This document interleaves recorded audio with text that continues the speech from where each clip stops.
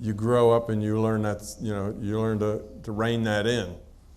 Okay, so it's nice to start as a child where everything is open and everything's available. And imaginary friends, what's wrong with that? Very open-minded, you see.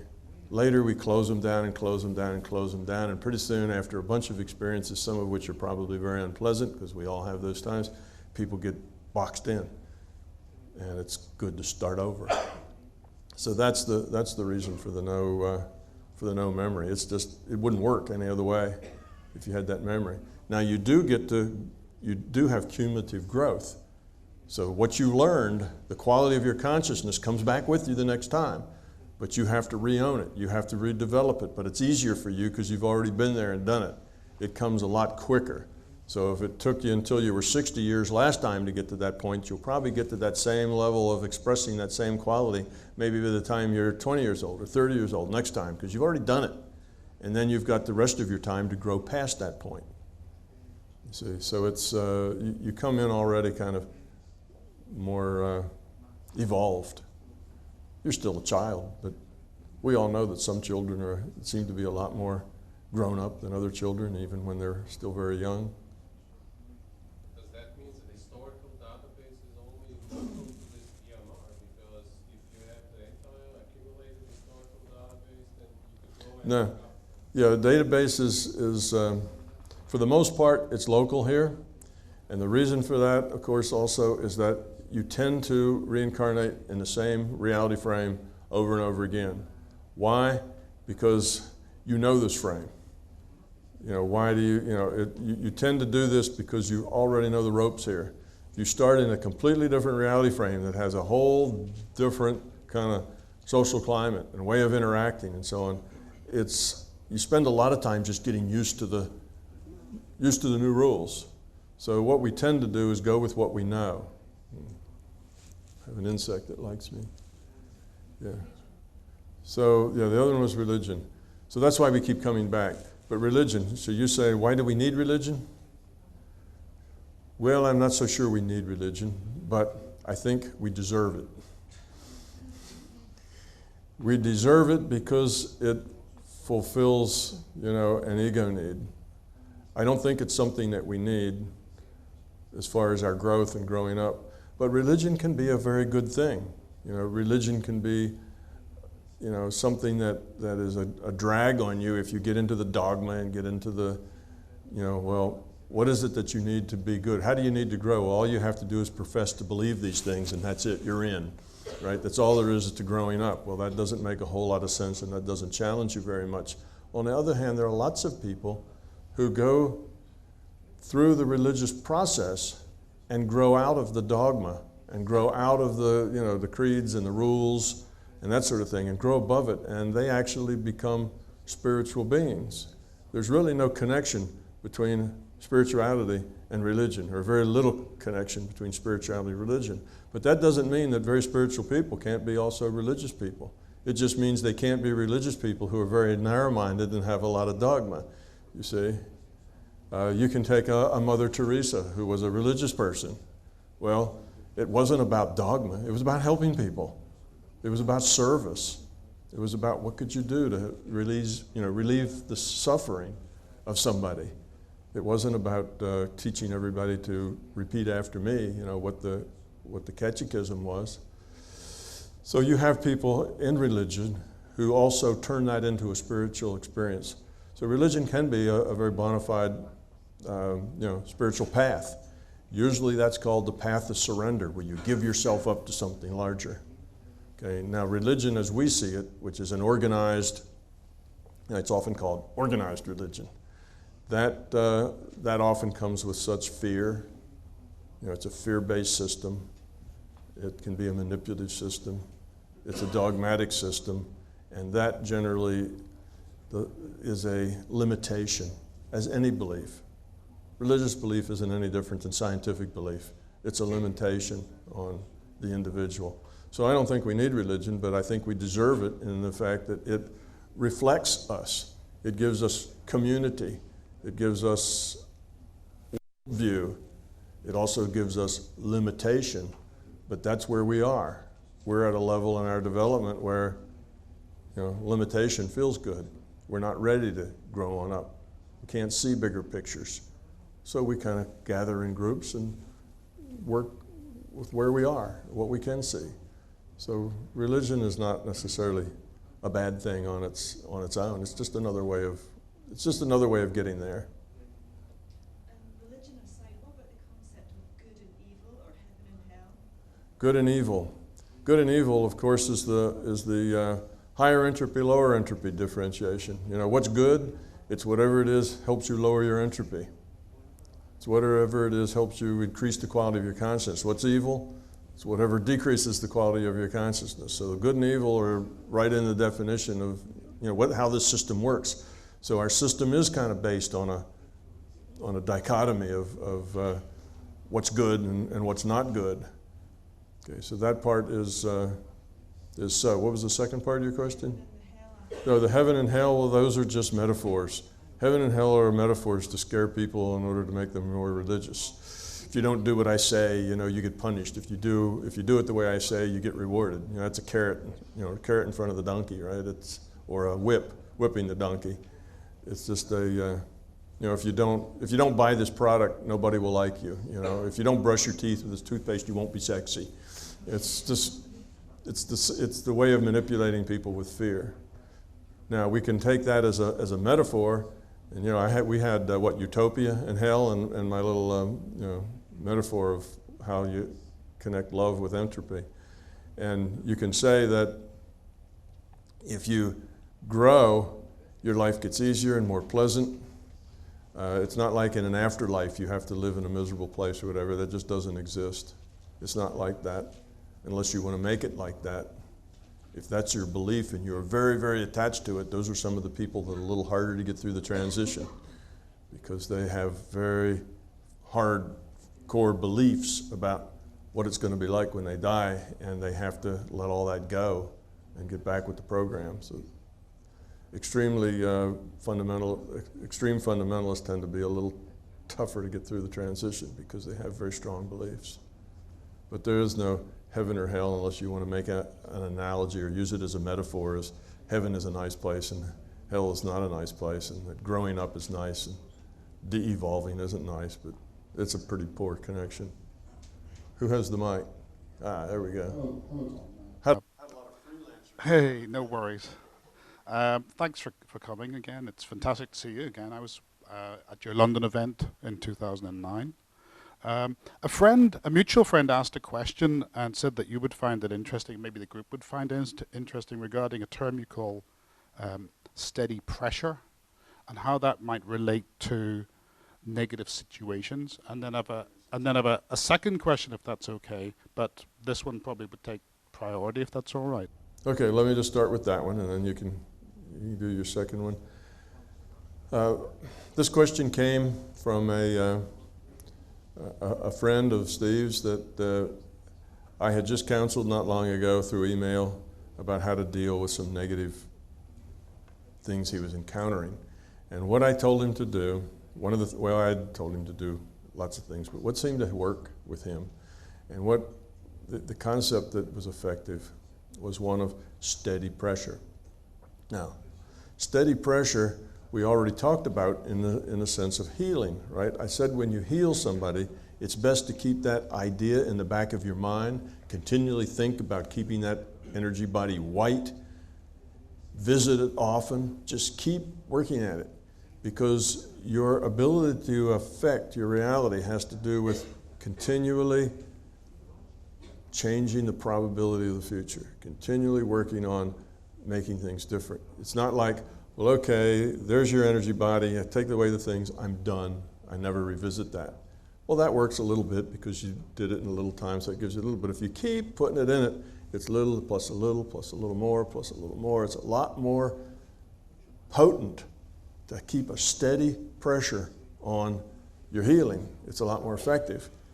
It's the same with everything else. If you've got a negative entity that's bothering you, if things are happening, you feel that people are messing with your system, suddenly all your hair stands up on end, whatever happens to you, one of your ways to deal with that is to basically push it away. Stay away from me. You know, I don't want this energy. I'm not interested in it. Stay away. But if you just say that, then okay, you get a little relief, then you forget about it, and then a week later it's back. So you say it again, get a little relief, a week later it's back. You can go on doing that forever. What you need to do is take a steady pressure so that you push it away. Keep that push going in the back of your mind all the time, 24/7. You're keeping that away. You're pushing it further away until you get it so far away that it's no longer connected with you and it's gone. It's just another way of focusing your intent. You know, if you want to, you know, Obi-Wan Kenobi, it's just another mind trick, right? It's another Jedi mind trick for focusing your intent. And it says instead of focusing it once and trying to zap a problem, you don't do it that way. You just keep a steady pressure up to solve your problem and never let it down until the problem is long gone, till you've pushed it out of your reality frame. You get used to living without the problem, then it's easier. As long as you're used to having the problem, you tend to help create the problem.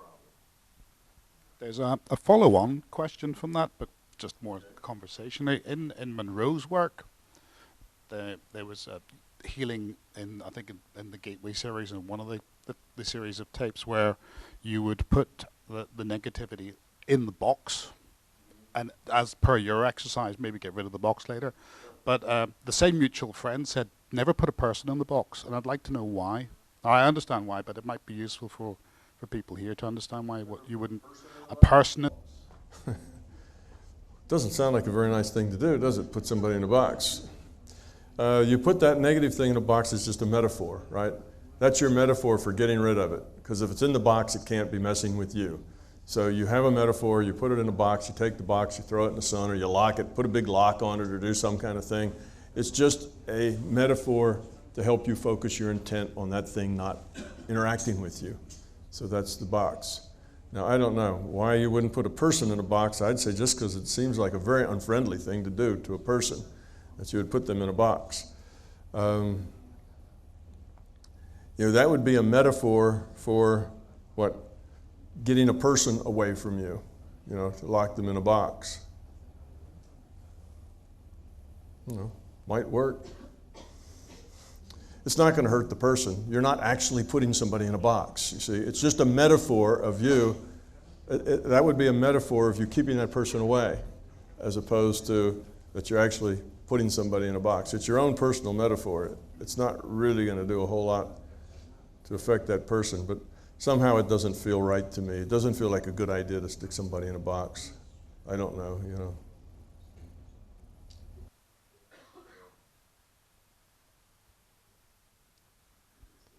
Hi, Tom. I was just wondering if you knew or know who created the Matrix that we're living in. No, not the movie. You know, this reality that we're living in. Who created it? Larger consciousness system created it. It created it by letting it evolve. It's a computer simulation. So you start with a big virtual bang, which means energy in a tight spot, you know, that's high temperature, loudest pressure, let it expand. And you have a rule set that says how all these things happen. You know, interactions between things, you have a rule set. It's like our physics. You have your rule set. So you have gravity and other things, and you know, electromagnetic forces. And so you let this thing go, and in this computer simulation, what happens is you get this universe. And in this universe, you get this planet. And in this planet, you get some amino acids that end up creating a cell, which creates eventually human beings, who we are, along with dogs and cats and horses and spiders and flies, and all of that stuff just gets created in this computer because those are the possibilities. You know, it's the statistical reality, a probabilistic reality. That is probably what would happen given this universe, given that planet, you know, given those amino acids. This is the probable outcome of that tight bunch of ball of energy that you had when you, those were the initial conditions in the computer program, right? They started with that. You punch the button and it goes. Everything else then is figured out according to the probability of what is likely to happen. And this is what was likely to happen. So that's where the reality comes from. why bother? Why make that thing? Why let it evolve? And it probably wasn't easy to do. My guess is that they had lots of initial conditions before they found one that was stable, that produced something that was usable. Well, the reason that was done is because consciousness wasn't very effective in evolving and growing, just passing data around. Remember, my analogy was, if you're in a chat room, and a chat room had no etiquette, no rules, anybody could be there, they could pretend to be anybody. There was never any retribution, no matter what they did. You know, there was no you have to be polite. You know, it was nothing like that. It was just a free-for-all chat room, and you never knew from time to time. You couldn't tell that somebody you talked to once before was still the same person. Might be somebody pretending to be that person. There's no traction there. There's too much uncertainty, and with all that uncertainty, entities just couldn't evolve very effectively. There wasn't any reliable feedback. You do something, and was that a good choice or not? Well, it's hard to tell. There's not much feedback came back because you have so much uncertainty. So this virtual reality was created so that a consciousness could limit its interaction with others according to this rule set, according to this simulation. Well, that's the way it is with World of Warcraft. The little players in there have to limit themselves to the rule set in that reality frame. They've got rules, and those rules define their physics. It defines how they what they can do. In that reality, lions with wings can fly, right? And that didn't happen in this reality. So you have the rule set, and that defines it. So we are in this rule set. We're a piece of consciousness, and we say we have this data stream, but the data stream can't give us any data that isn't consistent with this virtual reality, because that's our rule set. All right, then now suddenly we have traction. Now suddenly we can have feedback. We create our own reality with our minds. We interact with people, and if we're nice, we get nice back. If we're not nice, we get not nice back. We have all sorts of feedback. We get to interpret things, and if we interpret it badly, which means somebody is just maybe asking us a question because they want to know, and we interpret it as some kind of slight or some kind of rudeness. So we're always kind of upset and angry people because we think everybody's rude to us. Well, that's our interpretation. You say, well, we learn that's not nice because we don't feel nice. We're miserable all the time. So this is a place where you always get thrown back at you what it is you are. That's the feedback. So it makes a wonderful classroom for consciousness. This is the fast track. The consciousness is out there wandering around in the non-physical. That's the slow track. It's hard to learn there. Now there's some things you can learn there better than here, like in dreams. Some place, dreams can give you a lot broader set of things that you can do in a dream. You can fly in a dream, You can be eaten by a monster in a dream and it doesn't even hurt when you wake up. There's lots of things that you can do there that you can't do here. So it's a good reality for some things, but this physical reality is good because we have all the feedback, we have all this interaction, we have all these relationships, and they're not just like on a chat system. You don't know what's going on, and there's no responsibility, and there's no connection. There's no feedback. There's lots of feedback. There's lots of responsibility, and that gives us the choices that we need to grow. So that's why is it here? How did it get here? And its point. That's kind of it in a nutshell. So what do you think wrote the computer software? Well, I guess you could say eventually it is computer software, but remember, this reality wasn't programmed. It's not like every tree had to be programmed to be there, like it is in World of Warcraft. Here, it just evolved. So you have a big simulation that evolved. Now, universe is the product of an evolving it's still evolving simulation, okay? And the reason there's a tree there is because it probably would be there given this simulation and this environment and the cells and evolution. And, take Darwin's evolution. That's why that tree is there. It's there because that's what evolved to be there. And somebody planted it, or a bird dropped a seed. It's all part of this. It's a probability, okay, that it's there. So that's it. It's not like a programmer had to program that tree like he did in World of Warcraft. So it's not programmed in that sense, but it was programmed in the sense that somebody said, here's the rule set. Gravity, you know what, electromagnetic equations, all the other stuff. That's the rule set. This is the way matter interacts with each other. That's what started it. So the programmer had to come up with the rule set, had to come up with the initial conditions, and had to punch the run button. And after that, it's done. That's all the programming that was required. After that, then it's just how does the rule set play out with all the interactions of the stuff as it expands, and it gives us this. So it's not really a program thing as it is, and it was just the system. And why did it do it? Because it needed a constrained reality frame in order for its pieces of consciousness to be more effective in their evolution. So it was a strategy for evolution. I have two questions that are somewhat related. Okay. Who else has the mic? Right now there are billions of people living on this planet, and they're probably all having similar experiences like anger management issues, dying of starvation, whatever. I would imagine that there's probably a lot of redundancy going on, and since all the data somewhat is uploaded in a way to the larger consciousness system, I'm wondering if this is really an efficient way of evolving the overall total consciousness if you're doing kind of like the same kind of learning session over and over again in thousands of lifetimes of billions of people. Yeah, the reason that that's an efficient system is it's not the quantity of unique experience that counts. We're all individuals.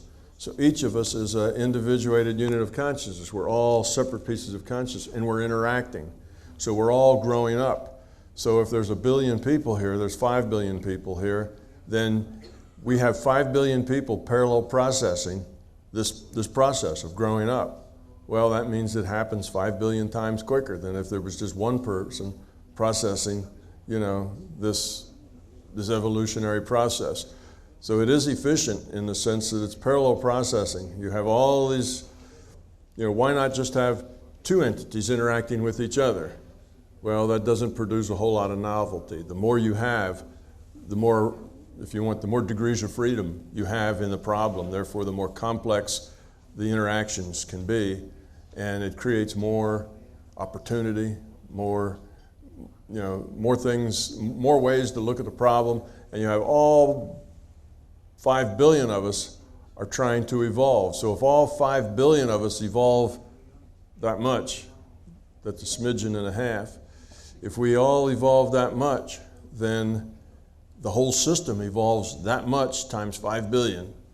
That's, you get a lot of going that way, even though we're all doing the same things. We're all struggling with the same kind of lessons, but we're all pieces of the consciousness system, and all of our individual little pieces of consciousness go up by a small amount. Then that adds up to a lot of evolution. I get that, but I'm wondering, like, why do I have to learn the same lessons by living 1,000 lifetimes? Why couldn't I learn from the lessons that my neighbor has experienced himself in his past Because lifetime? one of those is intellectual learning, and the other one is learning at the being level.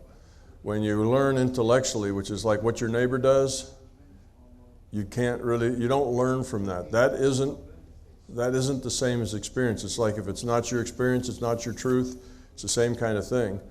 You know, we can say, oh, okay, let me think about, you know, the poor starving children someplace. Well, I see pictures of them and I read a book about them, so now, you know, I've had that experience. There's obviously a very big difference between having that experience and talking about, you know, your neighbor's experience. You can't learn from that. You have to have your own experience before it affects you at the being level, and all of your growth has to be at the being level. So why do you go around and around? Well, each time you don't just do the same things over. You go around and you learn this much. Next time you go around, your quality of your consciousness is a little higher when you start, and you learn a little more. Next time, the quality of your consciousness is a little higher when you start. So you're changing. You at the being level are a different person for your incarnation here. You're not doing the same lessons because you get better at them. Now you start over, you forget all the details, but it's not the detailed information that's important anyway. It doesn't matter, you know, how many new cars you bought, or how many children you had, or how many wives you beat, or whatever else. That's not the point. The point is, how much did you grow? How much did you learn? How much did you come closer to being love? And that's where you start. And the next time you come back, yes, you're a baby. Yes, you got to learn a whole new bunch of facts, but the facts aren't important anyway. It's what you do with them that's important.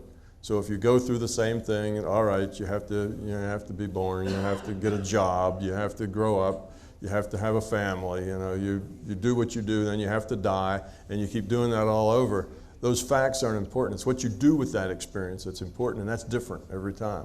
And you add increment by increment to your quality of consciousness every time. Does that help? Yeah. Yes, it does.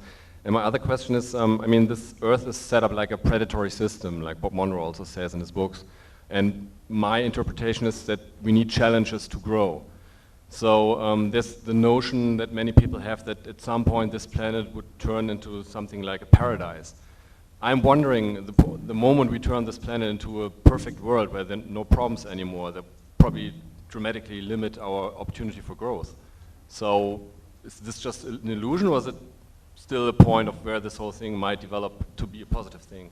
Yeah, I would agree with you. That's correct analysis. If this was paradise and everybody was sweet and full of love, it would no longer be useful as a schoolhouse. So it wouldn't work anymore. What we do here is stuff happens, we deal with it. And if everything that happens is everybody we meet kisses us on the cheek and gives us money, then where's the challenge, right? How do we grow? How do we grow up from that? And we wouldn't grow up very much. It would become a very ineffective schoolhouse. I wouldn't say that this isn't exactly the law in the jungle is not programmed here. It's just the way we are. We tend to be governed by fear and by ego, in which case it's look out for number one, in which case we are very competitive and we do struggle with each other. But that's a representation of us, not a requirement. The system's not closed. There's new entities coming in. There's fresh consciousness. There's consciousness that hasn't been around very many times coming into the system.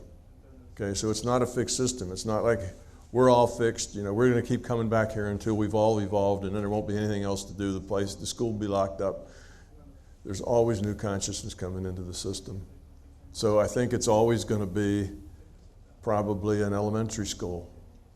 I don't think eventually it'll become a high school, and then it'll become a graduate school, and then we'll all just be fuddy-duddies, and everything will be peace and love, and nothing will happen.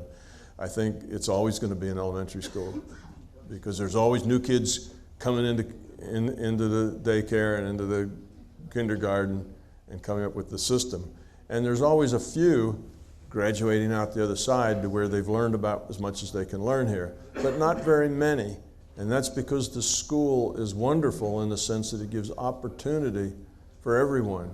If you evolve a very high quality of consciousness, you can come back here and teach.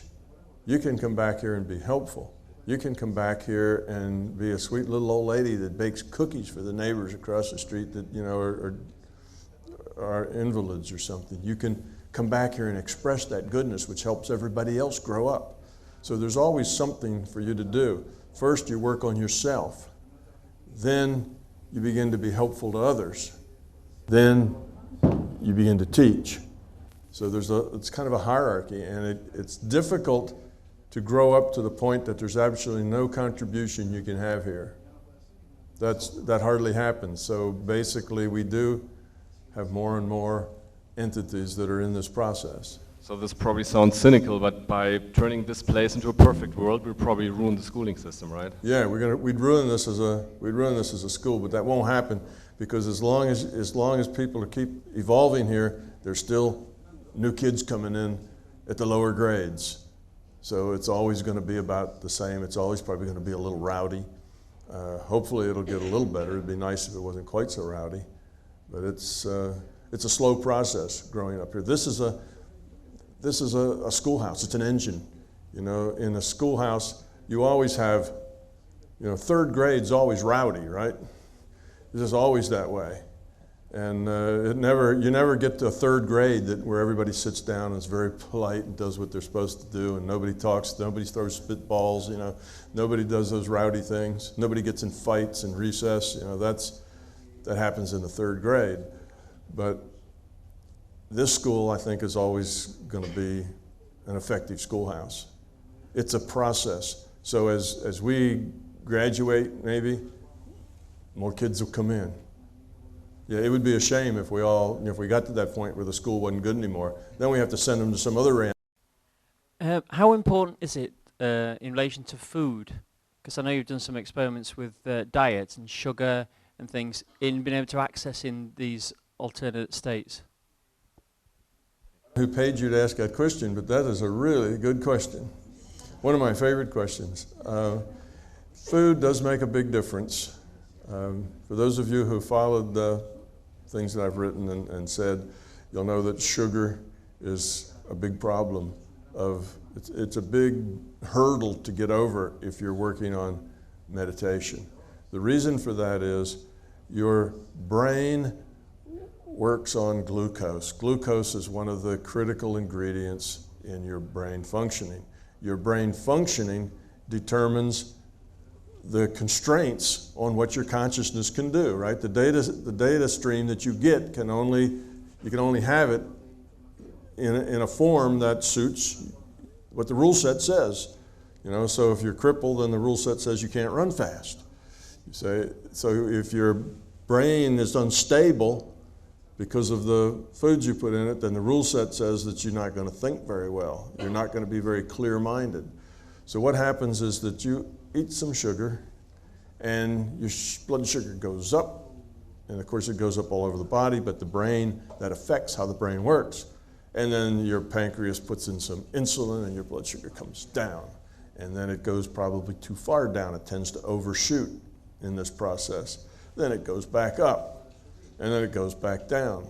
So here you are with this brain that creates a constraint on what you can do with your consciousness, and it works critically on glucose, and the glucose levels are doing this all the time. Well, what's that do? That makes your brain basically unstable as an organ. It doesn't work very well. It makes your life fuzzy. You can't get clarity and sharpness and steadiness with your thoughts because your brain never holds still. And why? Because almost everything you eat has sugar in it. You go to the store and buy a patty of hamburger, it has sugar in it. You know, most everything you eat, the crackers you eat, the bread you eat, all the things you eat, almost all the things that you can buy in a grocery store, probably 90% of the things on the shelf in a grocery store have sugar in them. Sometimes even the salt has sugar in it. Why do you have sugar in all this stuff? Because mostly we're sugar addicts. We've been sugar addicts since we were probably 3 months old and Grandma gave us the first cupcake. When you're a sugar addict, you want sugar. That means that if I make products and I want you to buy my product instead of somebody else's product, I put sugar in it. Because even if you can't taste the sugar, your body knows it's getting a little hit of something it's addicted to and it just likes it better. So why do they all put sugar in it? They do it with science, with taste tests. They make frozen French fries, and they get 10 different kinds of frozen French fries, and they get 50 people to come in and taste all 10, and they fill out reports about which ones they like best. And guess which ones they like best? The ones with sugar in them, because they're sugar addicts, and that hit of sugar makes them feel good. They don't say, oh, this tastes sweet, I like it. It doesn't taste sweet at all. That's not that much sugar in it, but there's enough sugar in it that your body knows it's getting a little hit and it likes it better. Well, why do you like those French fries better? I don't know, they're just better. I just like them better. There's something about them that's better. And science will tell you that if you want to sell products, put sugar in it. So sugar is in everything. Everything they can get it into, basically it's there. So when you eat a snack, when you have dinner, when you have lunch, no matter what you're doing, you're pouring sugar into your body. Sometimes in big quantities, like you drink a soft drink, or put it in your iced tea or something, and sometimes in small quantities, like you're eating a potato chip. It has sugar in it. But what's that doing to your glucose in your brain? Every time it goes up, your pancreas brings it back down. And every time it goes down, it overshoots. And then it goes back up, and then it goes back down. The biochemical broth that your brain operates in is unstable. That makes your mind fuzzy. If you want to be able to be real clear with your mind, which makes your meditations good because you can get to that point consciousness, you can stay there, Your mind is stable. What you need to do is keep the glucose level at a nice, even keel. The only way to do that is to don't eat sugar. Does that include artificial sweeteners and fruit? Well, they're different. The artificial sweeteners tend to have problems of their own, and they tend to have a similar effect on you. I find those, have other issues. Preservatives have issues. They give you headaches. Give me headaches. Everybody I know that really takes them, you get headaches from preservatives. It's still, a lot of the preservatives are there because they're poisonous. They kill things. They kill bacteria. That's why they're preservatives. They're deadly, but they're in real tiny amounts, so they don't kill you, at least not quickly. It's like giving a horse, a little bit of arsenic. It's a big animal. You can give them a lot of arsenic over a long time before the horse falls over because it's a 800-pound animal. Give a 20-pound child arsenic, and it doesn't take a whole lot before they're terribly ill. You give much more than that, it will kill them, you see. So this is to kill bacteria. So the things that are in your food as preservatives are toxic. They're there because it kills living things. It gets in your cells, it kills living things, some of which are bacteria, some of which are other things. So they're not good for you. Now, what about fruit? Fructose, right? It's in a banana. The difference there is it's tied up biochemically with other parts of the banana. It's not just sitting there like on the top of the banana. It's tied up in the structure and the cellulose and the other parts of the banana so that it digests very slowly. So you don't hit your system with a bunch of sugar. You don't drive the spike up. If that sugar from the fruit, as that fruit digests, that fructose goes into your system very slowly and evenly. It's sort of like a pill you take that's what's called a time-release pill, right? And it doesn't put all the medicine in you right away. It just lets the medicine dribble into your system a little bit. Well, that's what happens when you eat a fruit that has fructose in it. Sure, you get a little sugar, but you get it in a nice little dribble that doesn't ring your system, doesn't shoot spikes up. Another problem is you have things like agave, 100% pure blue agave, and you have stevia and these other things. I have tested some of those. All of them so far have created the same problem that I have with sugar. It just doesn't work.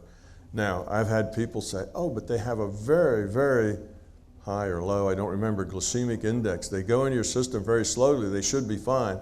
And maybe that's true, but my experience is it just doesn't work. It still gives me a similar kind of problem. I believe that perhaps the issue is that those things are very expensive to produce, so they tend to be cut. I suspect that 100% virgin, organic blue agave is probably 20% high fructose corn syrup because it goes a lot further that way. That may be the problem. I don't know. Or it may be just the agave itself creates a problem just like the sugar. I don't know. But I do know I've had friends who really want things to be sweet really, really badly, but they don't want to get confused mind. They say, try this. I love this stuff. Tell me it's not bad. And I try it and I'm hopeful and it blows my mind away. I'd have some sugar. And what sugar does to me is like antihistamines used to do. Antihistamines are better these days, but it used to be you take an antihistamine because you had a cold, and okay, your nose stops running and your eyes stop watering, but you're a zombie, right? That's what sugar does to you. It makes me a zombie, and I stay a zombie for about 4 hours until I get it out of my system.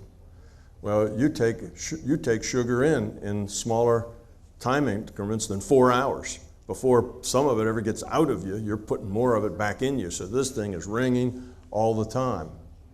That's when I say you, I don't mean people in general, people in our culture. Sugar's in everything, like I say. So fruit, fine. Eat an apple. Don't eat 10 apples. Don't eat 10 bananas. Eat a banana. Don't get granulated fructose from the health food store because that's like eating 10 bananas. 10 bananas in a spoonful, right? And besides, it's no longer tied up with the organic matter, the cellulose, the carbohydrate. There's all kinds of things in that banana besides fructose. and it's biologically tied up there. You have to break that down in digestion, which is why it's time release. You get it in a little bit at a time. So eat the fresh, organic fruit, don't overdo it. And you know, I find some fruits will bother me, even if I eat them a little bit, like pineapple's very sweet. You know, if you get a very sweet piece of pineapple, I can't eat much of that or none of it at all, or it'll cause me the same problem. On the other hand, I could probably eat, you know, 2 or 3 oranges and wouldn't have a problem with it. I could eat an apple and wouldn't have a problem. Probably eat 2 apples, wouldn't have a problem with it. But if I ate 5 bananas. And is there other, is there any foods like meat? Does that affect you? And also, is there any foods that you can recommend that would assist in? Yeah, there is one sweetener that I can recommend that doesn't seem to have a problem if taken in small doses in moderation, and that's barley malt. I have tried barley malt, and I do not get the same problem with it. Now, if I take a whole, you know, if I get a whole big spoonful of barley malt, yes, that's a problem. That'd be like eating the 10 apples. But if barley malt in small amounts doesn't seem to have the same effect. I don't know why. My guess is that barley malt is hard to digest. So you digest it very slowly. That would be my guess. When you eat sugar, just plain sugar, it's pre-digested. You don't even have to digest it. Your swallowing glucose goes right into your bloodstream, hits you in seconds. You do an apple, it takes time to digest it. What about the meat? I find that I don't get along, my stomach doesn't get along with red meat, with beef. I don't feel good afterwards. It gives me gas. It makes me feel bad. You know, I just don't digest it well. But my attitude toward eating meat is that there's a moral issue that goes with eating meat. There's a health issue that goes with eating meat because they pump cattle up, you know, and pigs and everything else with hormones and things to make them grow fast so that you can kill them quicker, so that you can make more money faster. And there's lots of antibiotics in their, you know, in their feed so they don't get sick because the conditions they live in are terrible. You know, so you get all these chemicals and things that are stuck into the pig to make the pig make more money for the farmer. So there's a health issue. But besides the health issue, there's a moral issue. Now, there's nothing wrong with killing something to eat it if you're hungry. If it's either starve to death or kill this rabbit and eat it. Well, kill the rabbit and eat it. That's the way things work. Lions, tigers, and bears, right? They kill things. They eat them. It's not that they're immoral. It's just the way it is. You can kill things to eat them because you're an animal. We're animals just like the other animals. And that's an option that's open to us. Nothing immoral about it. It's the nature of being a human, being an animal on this planet. It's the way the planet works. On the other hand, killing things because it amuses you, because it's fun, because it tastes good, because you like it, you know, that's killing for pleasure. Killing things because you like to kill things because it's fun, tastes good. That's, to me, a moral issue. That's a problem. If you need the food, fine. But if you can get by without killing things, if you can eat, if you can be perfectly healthy, if you can do everything you need to do, and you don't have to kill anything to do it, then why wouldn't that be a better choice? If you have to kill things to live, kill them and live. Don't overdo it. Don't kill 10 rabbits if you're only going to eat 1. Just take what you need and leave the rest. But if you don't have to do that, but you do it anyway because it gives you pleasure, then you're killing things for your pleasure. You wouldn't go out and shoot a dog because you like shooting animals because it makes you feel big and strong. You know, I mean, some people do that, not dogs, but they go out and they kill things just because they have the pleasure of killing it, because it's big. I shot an elephant. Wow, big, right? I'm cool. I shot a big thing like an elephant, and they have this attitude that killing big things makes them feel bigger, so they kill it for fun. Okay, now that's different than hunting for your meal. There's a real big moral difference there. Hunting for your meal is a good thing to do, particularly if you live in a place where that's what you have to do. That's my take on meat. So I'm not hard over on things. I tend to eat whatever's in front of me when I'm hungry.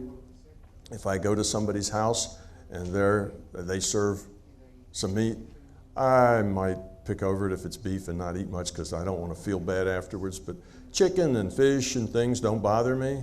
I can eat those, and I will if I'm served. I don't make a big fuss over it. Oh, I can't eat meat, you're a murderer. You know, I don't have that kind of attitude at all. I just eat it, and it's fine, and I enjoy it. And you can, if it's a moral issue with you, then you can eat all the meat you want as long as you're not causing more critters to be killed for pleasure. Okay, what does that make you? That makes you a scavenger. Okay, you can go out and eat roadkill, right? Like a buzzard. That doesn't cause anything to be killed, it's already dead. Well, what happens when you go out with with friends and they order and you order your salad or whatever you order, and they have some chicken left over. They don't want it. Here, you want some of my chicken fingers? Well, if you eat their leftover chicken fingers, that's not going to cause another chicken to be killed. That chicken's already dead. It's just like eating roadkill. So do you have to avoid meat? I'd say no, you don't have to avoid meat. What you have to avoid is doing things that slaughter animals. These are all sentient animals. These are animals with consciousness. These are animals who have a life. And to kill them for your pleasure is unnecessary. And if it's unnecessary, I'd say avoid it. But it's up to you, you know, do what you want to do. If you have the sense that it's not moral, that it's unnecessary and you shouldn't do it, and then you do it anyway, well, then that's not so good, right? Now you got a black star instead of a gold star. If you don't have that sense that it's not so good and you just do it because you always have and your family always has and everybody you know always has and this is what they serve and you never really thought about it, you're not really getting a black star because you're really just unaware. It's not, you haven't really thought about it a whole lot. There's no penalty. It's just the way life is. So it depends. Life is like that. Once you find something that isn't good, then you kind of have the responsibility not to do it anymore. But until you find that out, then it's not a problem. But I'm not hard over. I do what's necessary to get by.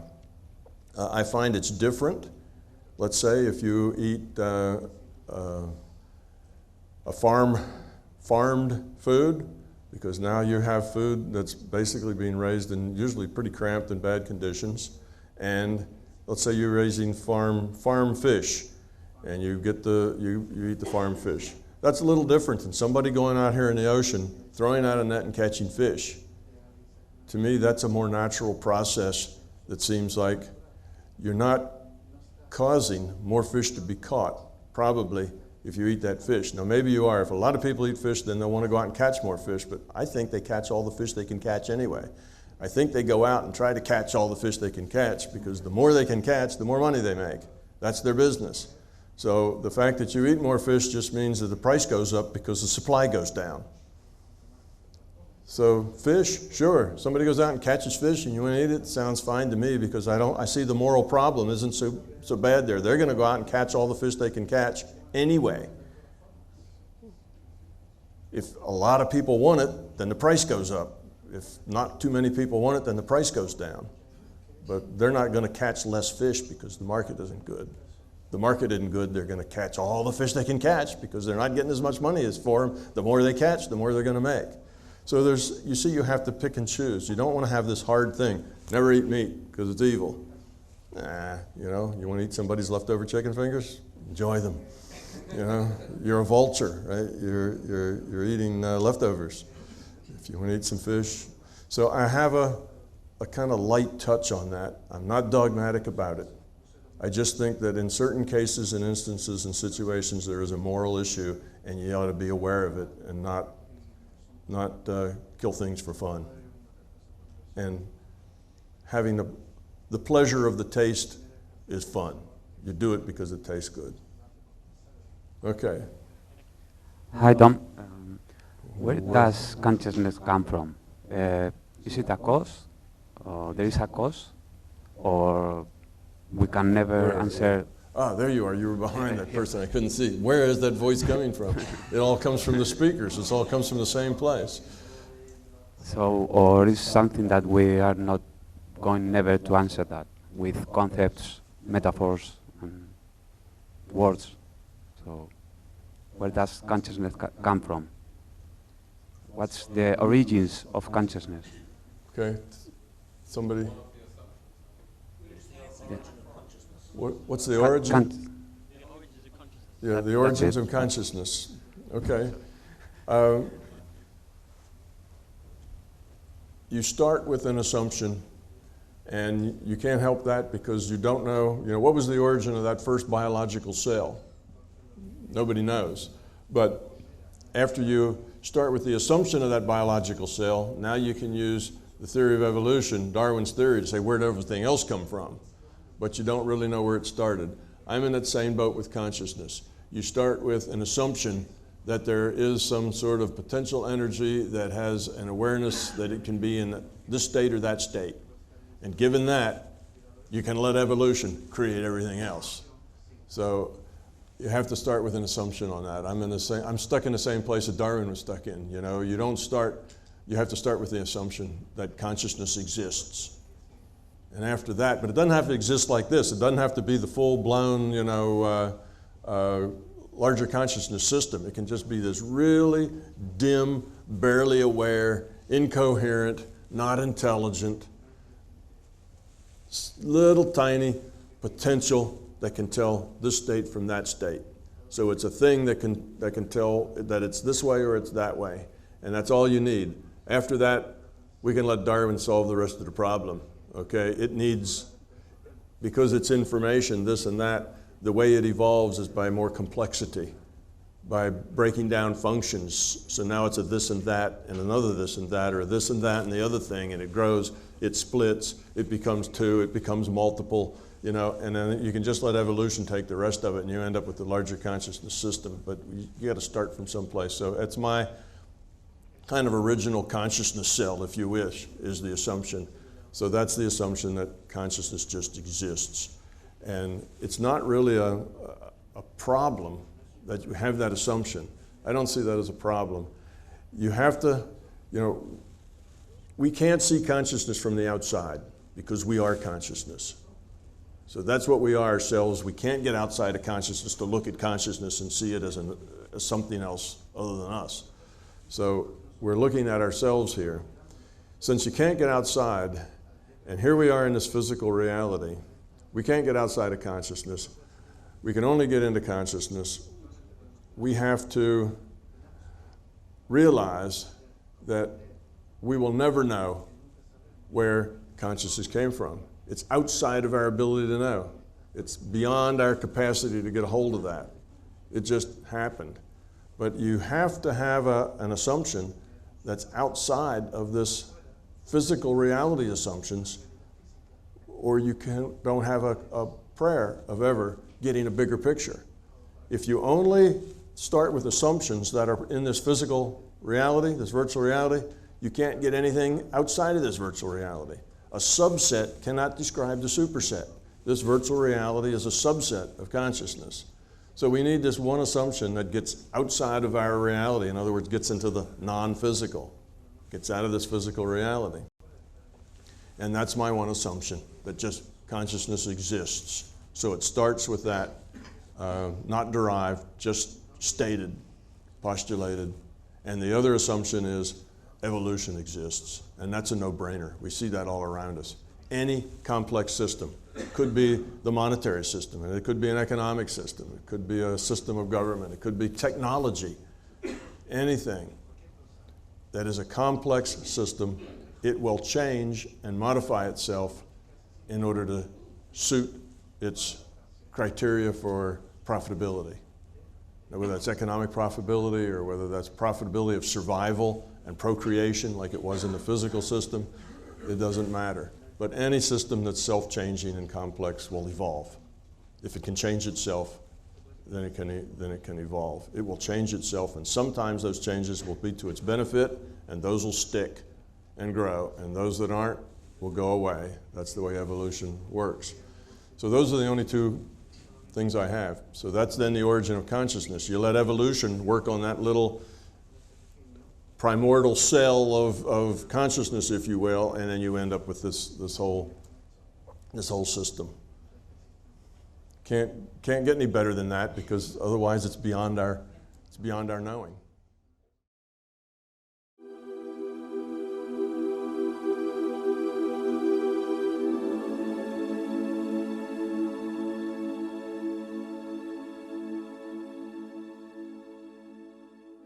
larger consciousness system is a digital information system.